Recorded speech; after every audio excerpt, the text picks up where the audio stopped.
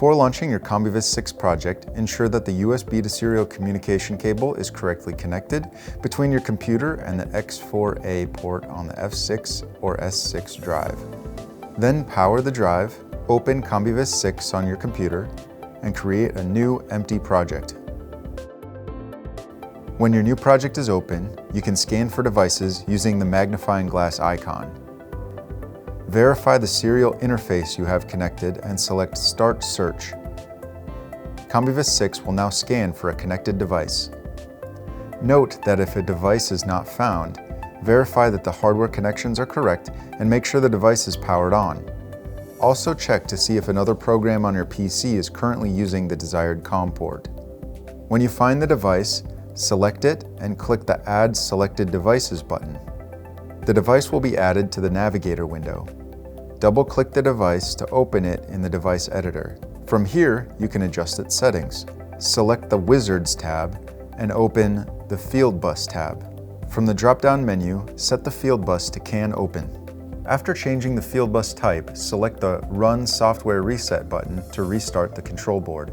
Take note that the control must restart after changing the Fieldbus type. The Fieldbus wizard allows you to set up the transmit and receive process data. You can use the default data mapping or a custom data mapping.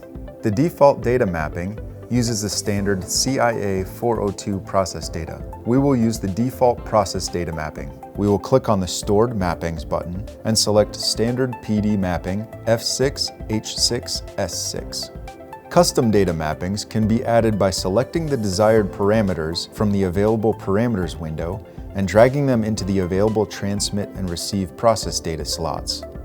The process data mapping will update, displaying the default process data in the transmit and receive PDOs.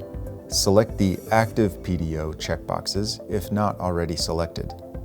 The CAN node ID is influenced by the rotary switches S1 and S2. The value defined by the rotary switches can be found in the FB100 node ID switch value.